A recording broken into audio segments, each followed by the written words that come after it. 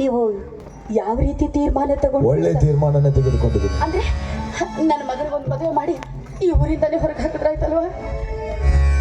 ಈಗಾಗಲೇ ಒಂದು ಹೆಣ್ಣಿನ ಬಾಳು ಹಾಳು ಮಾಡಿದ್ದು ಸಾಲದು ಅಂತ ಮದುವೆ ಮಾಡಿ ಮತ್ತೊಂದು ಹೆಣ್ಣಿನ ಬಾಳು ಹಾಳು ಮಾಡೋದ. ಮಾದೇವಿ, ನಿನ್ನ ಹತ್ರ ಬಹಳ ದಿನಗಳಿಂದ ಒಂದು ಮಾತು ಕೇಳಬೇಕಂತ ಕಾಯ್ತಾ ಇದ್ದೆ. ಇವಾಗ ಸರಿಯಾದ ಸಮಯ ಅಂತ ಅನ್ನಿಸ್ತಾ ಇದೆ. ಕೇಳ್ರಿ. ನಿನ್ನ ದೃಷ್ಟಿಲಿ ನಾನು ಮತ್ತು ನಿನ್ನ ಮಗ ನನ್ನ 2 ಕಣ್ಣುಗಳಿದ್ದಂತೆ. 2 ಕಣ್ಣುಗಳಿದ್ದಾಗೆ. ಒಮ್ಮೊಮ್ಮೆ ಸಮಯ ಸಂದರ್ಭ ಅಂತ ಬಂದ್ರೆ ಒಂದು ಕಣ್ಣು ಕಳ್ಕೊಂಡು ಒಂಟಿ ಕಣ್ಣಲ್ಲಿ ಬದುಕೋ ಪರಿಸ್ಥಿತಿ ಬರುತ್ತೆ. ಆ ಸಮಯ ಸಂದರ್ಭ ನನ್ನ ಬಾಳಿನಲ್ಲಿ ಬರದೇ ಇರಲಿ ಅಂತ ಆ ದೇವ್ರ ಹತ್ರ ನಾನು ಬೇಡ್ಕೊಳ್ತೀನಿ. ನಂಬಿರೋ ಭಗವಂತ ಕೈ ಎತ್ತು ಬಿಡ್ತಾನೆ, ಏನು ಮಾಡೋದಕ್ಕಾಗೋದಿಲ್ಲ. ಮಾದೇವಿ, ನಾನು ಇನ್ನೊಂದು ಮಾತು ಕೇಳ್ತೀನಿ, ನಿಜ ಹೇಳ್ತೀಯ? ನಿನ್ನ ದೃಷ್ಟಿಲಿ ಗಂಡ ಅಂದ್ರೆ? ನನಗೆ ತಾಳಿ ಕಟ್ಟಿದ ದೇವರು, ನನ್ನ ಆರಾಧ್ಯ ದೈವ.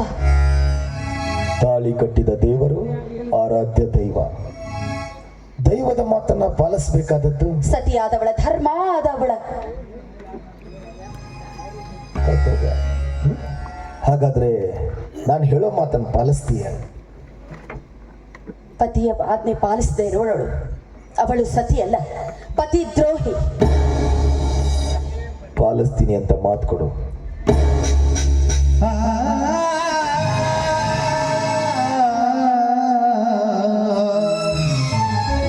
ಮಾತಿನ ಮರ್ಮವನ್ನರಿಯದೆ, ಕೊಟ್ಟ ಮಾತನ್ನು ನೆರವೇರಿಸದೆ ವಚನ ಭ್ರಷ್ಟಳಾಗುವುದಕ್ಕಿಂತ ಮಾತಿನ ಮರ್ಮವೇನೆಂದು ಅರಿಯುವುದು ಒಳ್ಳೆಯದಲ್ಲ.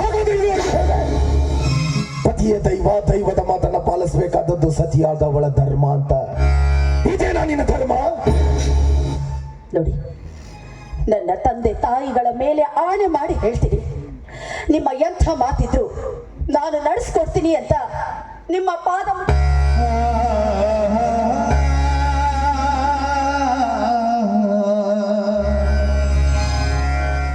ಮಾತು ಕೊಟ್ಟಿದೀಯ ಮಾದೇವಿ, ಸುಳ್ಳು ಹೇಳಬಾರ್ದು. ಮಾದೇವಿ, ನಿನಗೆ ಮಗ ಬೇಕು, ಮಾಂಗಲ್ಯ ಬೇಕು? ನೀವೇ ರೀತಿ ಕೇಳಿದ್ರೆ ನಾನೇನು ಅಂತ ಹೇಳಿ? ನೀವು ನನ್ನ ಮಗ, ನನ್ನ 2 ಕಣ್ಣುಗಳಿದ್ದಂತೆ. ಈ ನನ್ನ 2 ಕಣ್ಣುಗಳಲ್ಲಿ ಯಾವ ಕಣ್ಣು ಬೇಕು ಅಂತ ಕೇಳಿದ್ರೆ ನಿನ್ನಿಂದ ವಿವರಣೆ ಬೇಕಿಲ್ಲ. ಸರಿಯಾದ ಪ್ರಶ್ನೆಗೆ ಸರಿಯಾದ ಉತ್ತರ ಅಷ್ಟೇ. ನಿಮಗೆ ಸರಿಯಾದ ಉತ್ತರ ಸರಿ. ನಾನು ನಿಮಗೆ ಇವತ್ತೊಂದು ಮಾತು ಹೇಳ್ತೀನಿ. ನಿಮ್ಮ ಸತಿಯ ಸ್ಥಾನದಲ್ಲಿ ನಿಂತ್ಕೊಂಡು ಒಂದು ಮಾತು ಹೇಳ್ತೀನಿ. ನನಗೆ ಮಗ ಹೋದರೂ ಮಾಂಗಲ್ಯ ಬೇಕು. ಮಗ ಹೋದರೂ ಮಾಂಗಲ್ಯ ಬೇಕು. ಮಗ ಹೋದರೂ ಮಾಂಗಲ್ಯ ಬೇಕು. ಶಬಾಷ್. ಮಗ ಹೋದ್ರು ಮಾಂಗಲ್ಯ ಬೇಕು, ಹೌದಲ್ವಾ ಮಾದೇವಿ? ದಿನಾಲೂ ನಿನ್ನ ಮಗನಿಗೆ ಪ್ರೀತಿನ ಬೆರೆಸಿ ಹಾಲು ಕೊಡಿಸ್ತಿದ್ದೆ ಅಲ್ವಾ? ಒಬ್ಬನೇ ಮಗ, ಮುದ್ದಾದ ಮಗ, ಮುದ್ದಾಗಿ ಬೆಳೆಸಿದ್ವಿ. ಆದರೆ ಈ ದಿವಸ ಇದನ್ನ ಬೆರೆಸಿ ಕೊಡಿಸು. ಏನಿದು? ಕಾರ್ಕೋಟಕ ವಿಷ.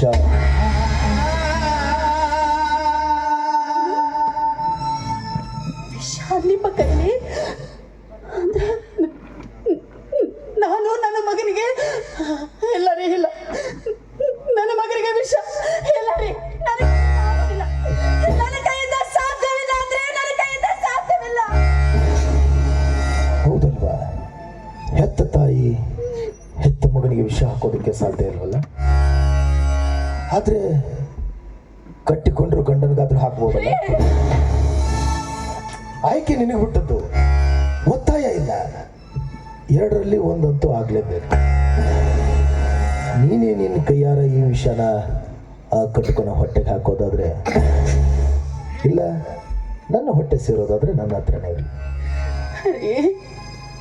ಈ ಪ್ರಪಂಚದಲ್ಲಿ ಎಲ್ಲ ತಾಯಂದರು ತಮ್ಮ ಮಕ್ಕಳಿಗೆ ಪ್ರೀತಿ ಮಮತೆಯಿಂದ ಸಲ್ಲುತ್ತಾಳೆ ವಿನ ಯಾವ ತಾಯಿಯಾದ್ರೂ ತನ್ನ ಮಕ್ಕಳಿಗೆ ವಿಷ ಹಾಕ್ತಾಳೇನ್ರಿ?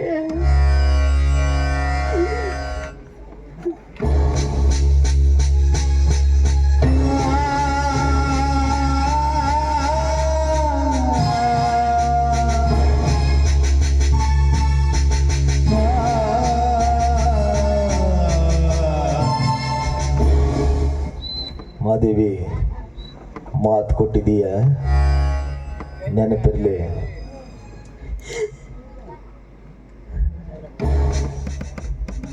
ನಾನು ಮರಳಿ ಮನೆಗೆ ಬರೋದ್ರೊಳಗಾಗಿ ನಿನ್ನ ಕಟ್ಟುಕೊಂಬ ಬದುಕಿರ್ಬೇಕು. ಒಂದು ವೇಳೆ ಬದುಕಿದ್ದೆ ಆದ್ರೆ ಈ ನಿನ್ನ ಬೆಟ್ಟ ಬದುಕಿರೋದಿಲ್ಲ.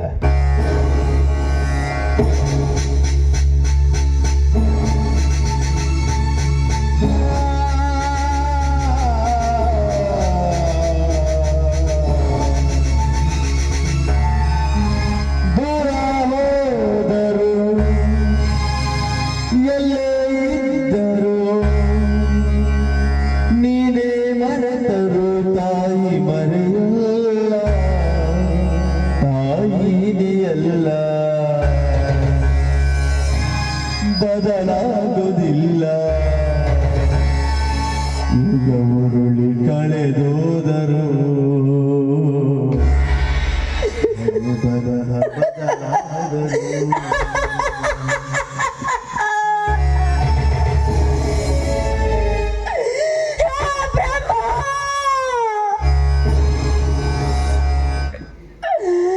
ಅದೆಂತೂ ಘೋರವಾಗಿ ಬರೆದಿರುವೆ ಈ ನನ್ನ ಹಣೆ ಬರಹದಲ್ಲಿ.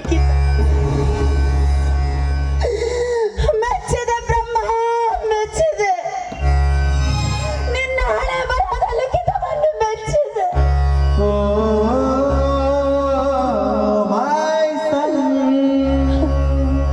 ಅದಕ್ಕೆ ಬಲ್ಲವರು ಹೇಳೋದು,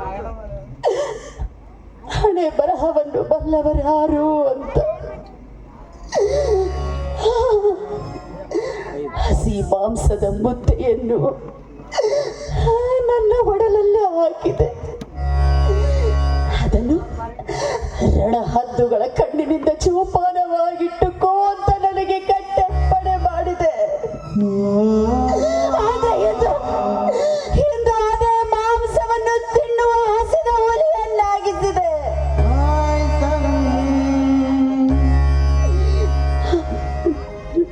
ನನಗೆ ಚೆನ್ನಾಗಿ ಗೊತ್ತು, ಆ ಮಾಂಸ ತಿನ್ನಲು ಹೋದ್ರೆ ಬಲು ವಿಷ ಅಂತ ನನಗೆ ಚೆನ್ನಾಗಿ ಗೊತ್ತು.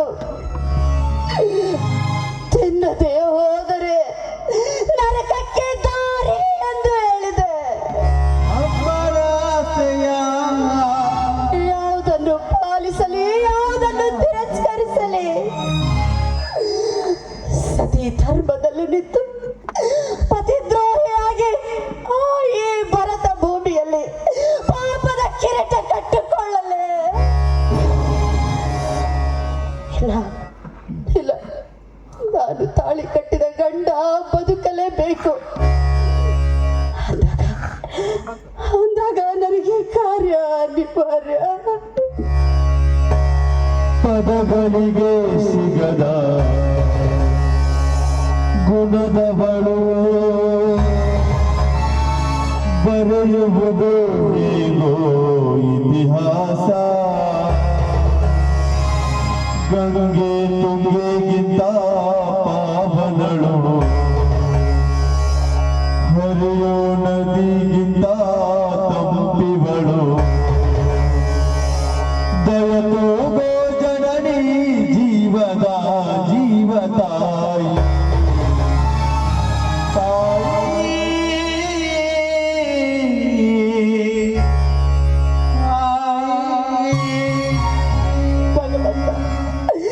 ನೀನು ಈ ಪ್ರಪಂಚದಲ್ಲಿ ಇರುವುದೇ ಸತ್ಯವಾದ್ರೆ, ನಿನ್ನನ್ನು ಈ ಜಗತ್ತೇ ನಿನ್ನನ್ನು ಕೊಂಡಾಡುವ ರೀತಿ ಸತ್ಯವಾದ್ರೆ, ನನ್ನ ಮಗನಿಗೆ ಕುಡಿಸುವ ಈ ಹಾಲು ಅಮೃತವಾಗೋ ಹಾಗೆ ಅಮೃತವಾಗಬಾರದೆ.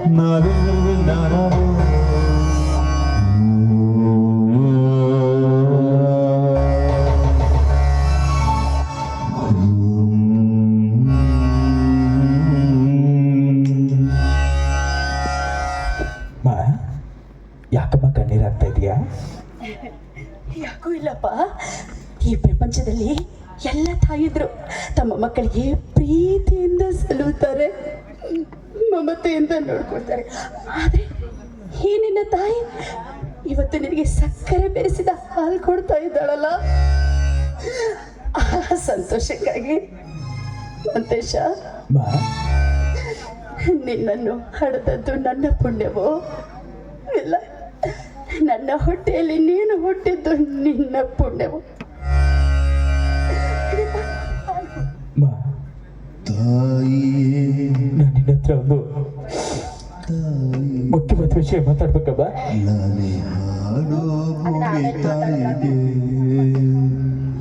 ಹಾಲು ಕೊಟ್ಮೇಲೆ ನನ್ನ ಮಾತು ಕೇಳ್ತೀಯ ತಾನೆ? ಕೇಳ್ತೀನಿ.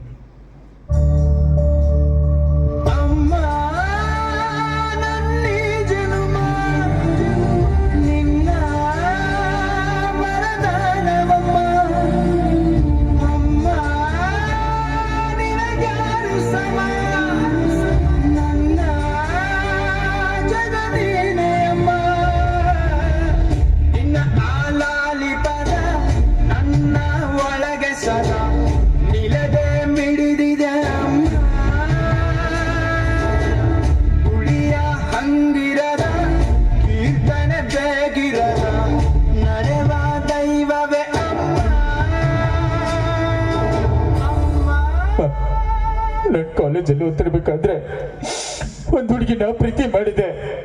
ಆದ್ರೆ ಅವಳು ನನ್ನ ಪ್ರೀತಿನ ತಿರಸ್ಕಾರ ಮಾಡಿದ್ಲು. ಆಗ ನನ್ನ ಅವಳ ಮೇಲಿರುವ ವ್ಯಾಮೋಹಕ್ಕೋಸ್ಕರ ಅವಳನ್ನು ಬಲಾತ್ಕಾರ ಮಾಡಿಬಿಟ್ಟೆ. ಬಲಾತ್ಕಾರ ಮಾಡಿಬಿಟ್ಟೆ. ಅವಮಾನ ತಾಳಾರ್ದೆ ಅವಳು ಆತ್ಮಹತ್ಯೆ ಮಾಡಿಕೊಂಡು ಸತ್ತೋಗ್ಬಿಟ್ಲವ.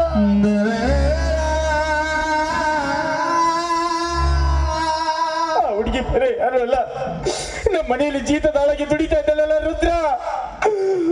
ರುದ್ರನ ಮಗಳು ಅಂಬಿಕಾ. ನೋಡಮ್ಮ, ಈ ವಿಷಯ ನನಗೂ ನಿನಗೂ ಬಿಟ್ರೆ ಯಾರಿಗೂ ಗೊತ್ತಿಲ್ಲ ಬಾ, ಯಾರಿಗೂ ಗೊತ್ತಿಲ್ಲ.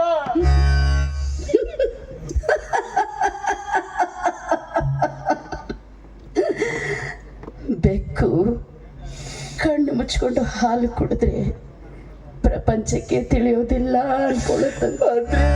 ಅಂದ್ರೆ ಈ ವಿಷಯ ನಿನಗೆ ಮೊದಲೇ ಗೊತ್ತಿತ್ತಲ್ಲಮ್ಮ. ನೀ ತಾನೇ ಹೇಳ್ದೆ. ನೋಡಮ್ಮ, ಜೀವನದಲ್ಲಿ ಒಂದು ತಪ್ಪು ಮಾಡಿದ್ದೀನಿ. ಇನ್ ಮುಂದೆ ಪ್ರಪಂಚದ ಎಲ್ಲ ಹೆಣ್ಮಕ್ಳು ನನ್ನ ಅಕ್ಕ ತಂಗಿ ತಾಯಿ ಅಂತ ಗೌರವದಿಂದ ನೋಡ್ತೀನಿ. ಇದೊಂದು ತಪ್ಪು ಕ್ಷಮಿಸಿ ಮಗು ಮಾತೀಶ 100 ವರ್ಷ ಸುಖವಾಗಿ ಬಾಳುವಂತ ಈ ನಿನ್ ಮಗನ ತಲೆ ಮೇಲೆ ಕೈ ಇಟ್ಟು ಆಶೀರ್ವಾದ ಮಾಡಮ್ಮ.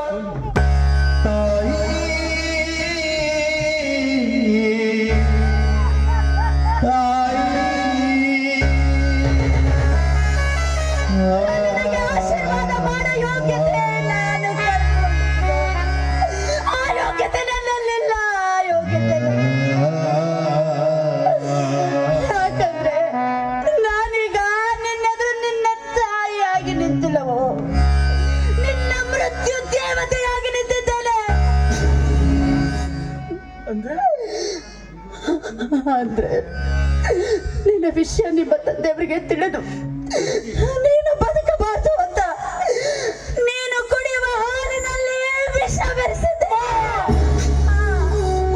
ಈ ಹೆತ್ತವಳ ಹಾಲು ವಿಷವಾಯಿತು. ಈ ಹೆತ್ತವಳ ಹಾಲು ವಿಷ.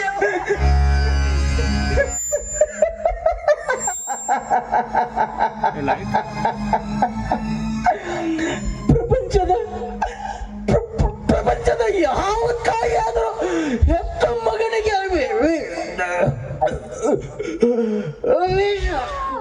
ಅಮ್ಮ ಊರೇನೇ ಅಂದರು ನೀ ನನ್ನ ದೇವರು.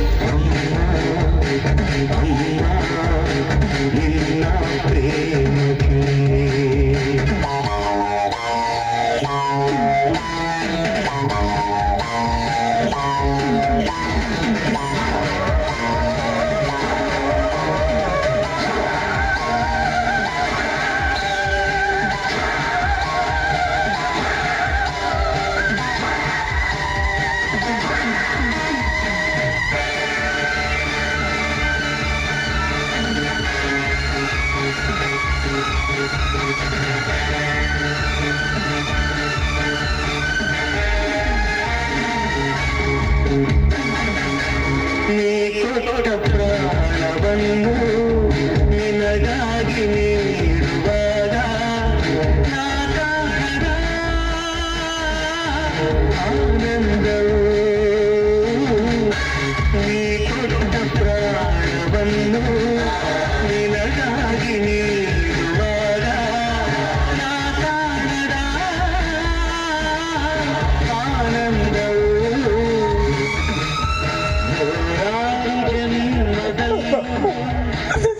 ಅಮ್ಮ ಹೊಟ್ಟೆ ಉರಿತದಮ್ಮ. ತೊಟ್ಟು ನೀರು ಕೊಡಮ್ಮ. ನೀ ಕೊಟ್ಟ ಪ್ರಾಣವನ್ನು ನಿನಗಾಗಿ ನೀಡುವಾಗ ನಾ ಕಾಣದ ನಾನು ಮರಳಿ ಬರೋದ್ರೊಳಗಾಗಿ ಆ ನಿನ್ನ ಕಟುಕ ಮಗ ಬದುಕಿರಬಾರ್ದು. ಆನಂದವೇ ಇನ್ನೇ ಕೇಳುವೆ ನೀನು ಈ ಗಂಧನೊಳಗೆ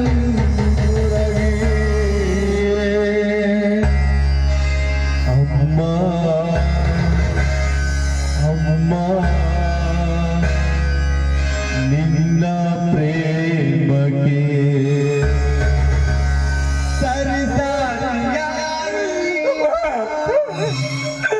ಈ ಪಾಪಿಗೆ ಸರಿಯಾದ ಶಿಕ್ಷೆ ಕೊಟ್ಬಿಟ್ಟೆಮ್ಮ.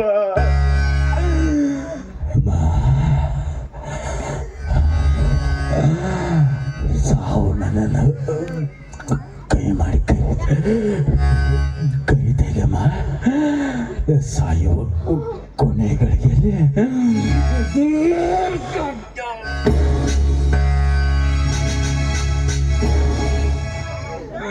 ಒಂದೇ ಒಂದ್ಸಾರಿ ಮಗು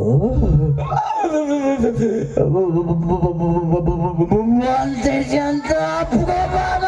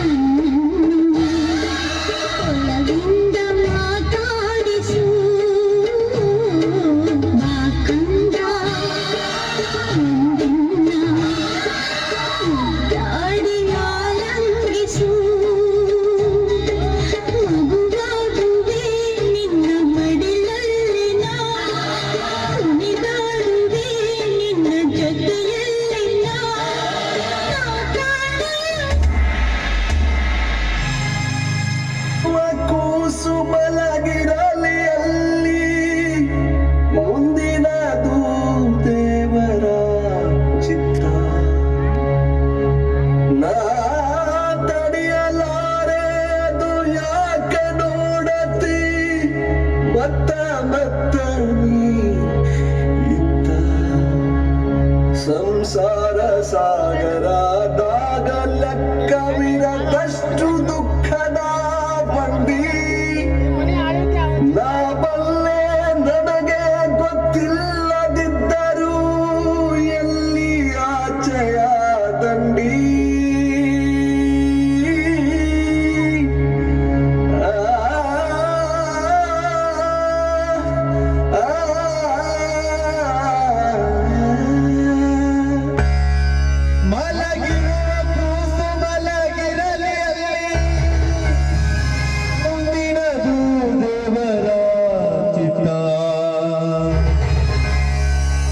ಪ್ರಪಂಚದಲ್ಲಿ ಮಕ್ಕಳು ಎಷ್ಟೇ ತಪ್ಪು ಮಾಡಿದ್ರು ಅದನ್ನು ಕ್ಷಮಿಸೋ ಗುಣ ತಾಯಿಯಾದೊಳಗೆ ಕೊಟ್ಟಿರ್ತಾನಂತೆ. ಇದು ನನ್ನ ಮಗನಿಗೆ ನನ್ನ ಕೈಯಾರೆ ನಾನೇ ವಿಷ ಆಗ್ದೆ ಅಂದಾಗ ನನ್ನಂತ ಪಾಪಿ ಈ ಭೂಮಿ ಮೇಲೆ ಬದುಕಿರಬಾರ್ದು. ನನ್ನಂತ ಪಾಪಿ ಈ ಭೂಮಿ ಮೇಲೆ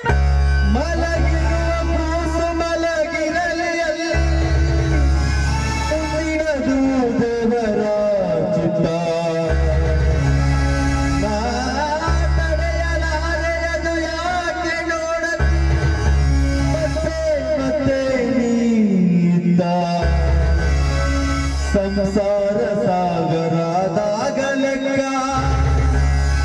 ವಿರದಷ್ಟು ದುಃಖದ ಬಂಡಿ. ಅದಕ್ಕೆ ಬಲ್ಲವರು ಒಂದು ಮಾತು ಹೇಳಿರೋದು, ಹಣೆ ಬರಹದ ಲಿಖಿತವನ್ನು ಬರೆಯುವುದೇನಾದ್ರೂ ತಾಯಿಯಾದವಳಿಗೆ ಕೊಟ್ಟಿದ್ರೆ ನನ್ನ ಪಾಪಿ ಭೂಮಿ ಮೇಲೆ ಜನಿಸ್ತಾನೆ. ನನ್ನಂತ ಪಾಪಿ ಭೂಮಿ ಮೇಲೆ ನನಗೆ ಗೊತ್ತಿಲ್ಲದ ಎಲ್ಲಿ ಆಚೆಯ ದಂಡಿ.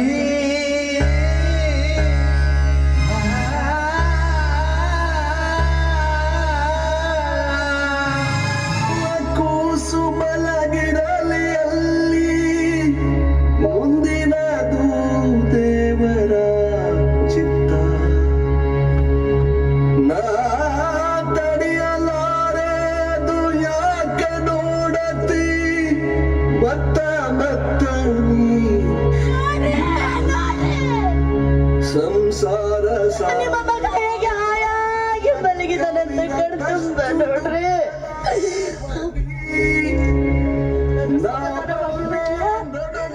ಈಗಲಾದ್ರೂ ಸಮಾಧಾನ ಆಗಿರ್ಬೇಕಲ್ಲ. ಬೆಟ್ಟಪ್ಪನ ಮನೆತನ ಸುತ್ತು ಹತ್ತು ಹಳ್ಳಿಗೆ ನ್ಯಾಯ ನೀತಿ ಧರ್ಮದಿಂದ ಸಾಗುವಂತ ಈ ಬೆಟ್ಟಪ್ಪನ ಮನೆತನ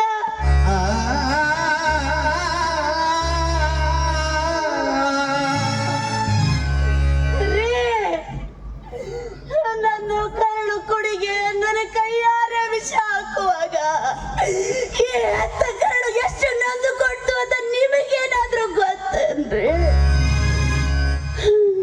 ನಿಮಗೇನಾದ್ರೂ ಗೊತ್ತಾ? ಮೆಚ್ಚಿದೆ ಮಾಡಿ, ಮೆಚ್ಚಿದೆ. ನಿನ್ನಂತವಳನ್ನ ನನ್ನ ಸತಿಯಾಗಿ ಪಡೆಯೋಕೆ ಜನ್ಮದ ಪುಣ್ಯ ಮಾಡಿದೆ. ಅಯ್ಯೋ ಎಲ್ಲರಿಗೆ ಇಲ್ಲ, ನೀವು ನನ್ನ ಗಂಡನಾಗಿ ಬಂದದಕ್ಕೆ ನಾನು ಪುಣ್ಯ ಮಾಡಿದ್ದೇನೆ. 7 ಜನ್ಮದಲ್ಲೂ ನೀವೇ ನನ್ನ ಗಂಡನಾಗಿ ಬರಬೇಕು ಅಂತ ದೇವರ ಹತ್ರ ಬೇಡಿಕೊಳ್ತಾ ಇದ್ದೀನಿ. ರೀ, ನಿಮ್ಮ ಕೈ ಹಿಡಿದು ನಿಮ್ಮ ಸತಿಯಾಗಿ ಈ ಮನೆಗೆ ನಡೆಯಲಿಕ್ಕೆ ಬಂದಾಗ ಕಾರ್ಯೇಶು ದಾಸಿ, ಕರುಣೇಶು ಮಂತ್ರಿ, ಭೋಜೇಶು ಮಾತ, ರೂಪೇಶು ಲಕ್ಷ್ಮಿ, ಶಯನೇಶು ರಂಭ, ಕ್ಷಮೆಯ ಧರಿತ್ರಿ ಅಂತ ನಿಮ್ಮ ಧರ್ಮದಲ್ಲಾಗಲಿ ವ್ಯಾಮೋಹದಲ್ಲಾಗಲಿ ನಿಮ್ಮ ಅರ್ಥಗಾಲು ನಿಮ್ಮ ಜೊತೆಯಾಗಿ ಅರ್ಥ ಪಾಲು ಇರ್ತೀನಿ ಅಂತ ಮಾತು ಕೊಟ್ಟವಳು ಇವತ್ತು ನಿಮ್ಮನ್ನ ಬಿಟ್ಟು ಬಾರ ದೂರಿಗೆ ಹೋಗ್ತಾ ಇದ್ದ. ನನ್ನ ಮಗ ಕುಡಿದ ಹಾಲಿನ ನಾನು ಅಂತ ಹಾಲು ಕುಡಿದ್ಬಿಟ್ಟ.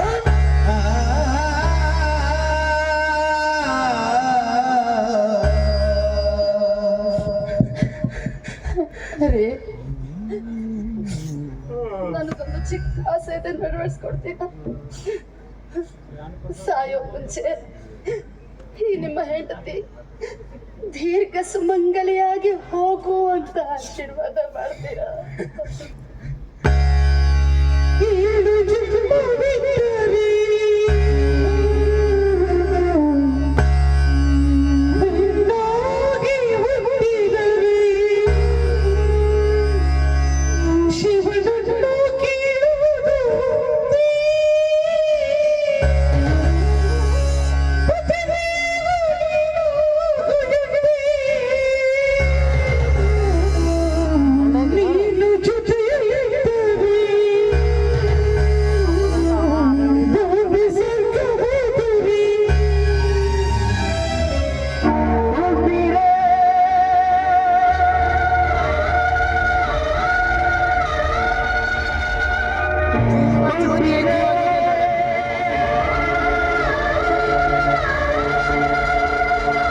ಒಡಲನ್ನು ಬಿಟ್ಟು ಹೋದೆಯ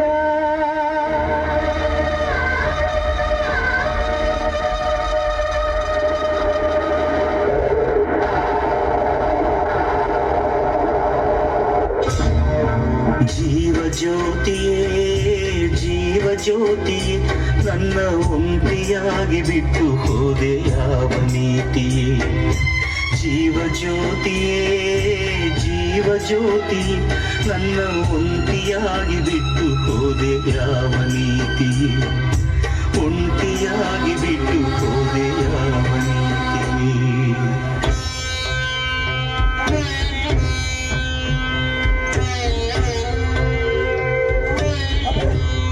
ಏನಾತ್ರಿ ಅವರಿಗೆ ಚಿಕ್ಕದಣ್ಣರಿಗೆ ಏನಾತ್ರಿ ಅಪ್ಪ ಭಾರದ್ರ ದಿನಾಲು ಅಮ್ಮವ್ರಿ ಅಮ್ಮವ್ರಿ ಅಂತ ಕೂಗಿ ಕೂಗಿ ಕರ್ತಿದ್ದೇನೋ ಒಂದೇ ಒಂದ್ಸಲ ಕೂಗೋ ನಿನಗೆ ಅವತ್ತು ಹೇಳಿದ್ದೆ ತಾನೆ ತಪ್ಪು ಮಾಡಿರೋನಿಗೆ ಶಿಕ್ಷೆ ಕೊಡ್ತೀನಿ ಅಂತ ಹೇಳಿದ್ದೆ ತಾನೆ ಆದ್ರೆ ಶಿಕ್ಷೆ ಕೊಡೋ ಬರದಲ್ಲಿ ನಾನೊಂದು ತಪ್ಪು ಮಾಡಿಬಿಟ್ಟೆ ರುದ್ರ ಶಿಕ್ಷೆ ಕೊಡೋ ಜವಾಬ್ದಾರಿನ ಹೆತ್ತ ಕರುಳಿಗೆ ವಹಿಸಿ ತಪ್ಪು ಮಾಡಿಬಿಟ್ಟೆ ರುದ್ರ ಅವನಿಗೆ ವಿಷ ಹಾಕಿ ಕೊಲ್ಲು ಅಂತ ಅವಳು ಕೈಯಲ್ಲಿ ಕೊಟ್ರೆ ಅದರಲ್ಲಿ ಅವಳು ಅರ್ಧ ಕುಡಿದು ಬಿಟ್ಟಿದ್ದಾಳೆ ರುದ್ರ ನೋಡು ಅವನು ತಪ್ಪು ಮಾಡ್ದ ಅವನು ಸತ್ತದ ಈಗ ನಾನು ತಪ್ಪು ಮಾಡಿಬಿಟ್ಟೆ ರುದ್ರ ಮಹಾದೇವಿಗೆ ಏನು ಗೊತ್ತಿಲ್ಲ ಕಣೋ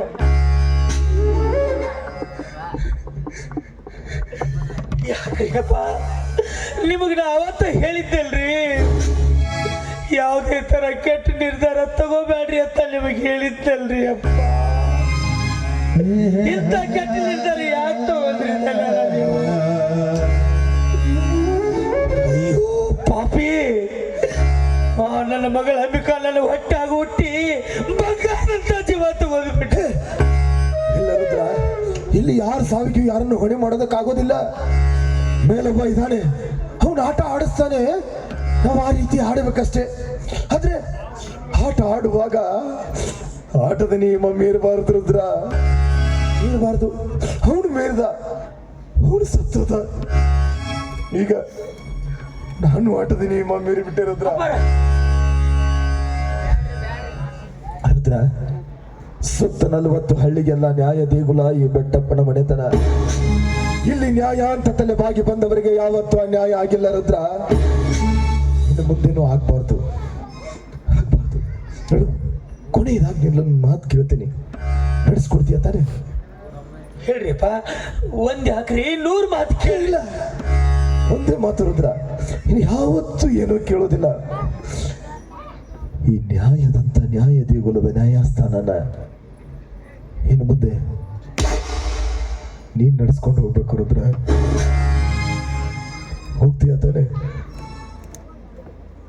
ಅದು ನನ್ ರುದ್ರ ಅಂದ್ರೆ ಬೆಟ್ಟದಂತ ಮನಸ್ಸು ಕರಗಿತು ಬೆಂಕಿಯಂತ ಕಣ್ಣು ನೆನೆಯಿತು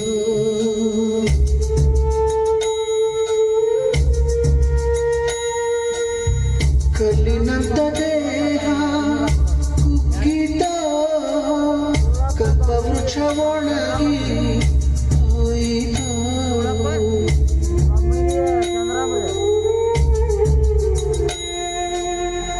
ಕಂದನೆ ಬಾಯೆಂದು ಕರೆಯೋರು ಇಲ್ಲ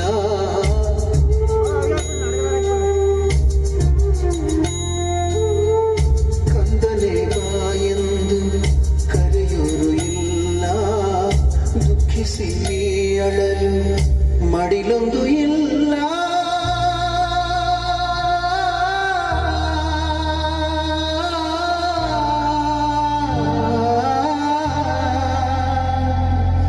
ಬೆಟ್ಟಪ್ಪ ಬೆಟ್ಟಪ್ಪ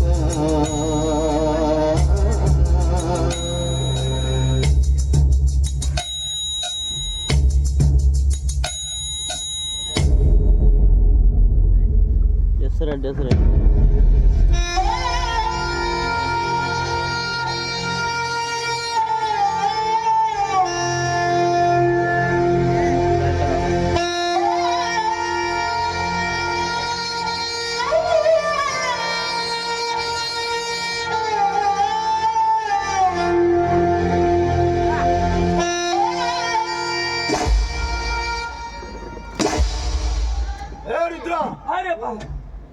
ಈ ಬೆಟ್ಟಪ್ಪ ನೀರಿರೋ ತಿರುಪು ಸರಿ ಇದೆ ತಡ.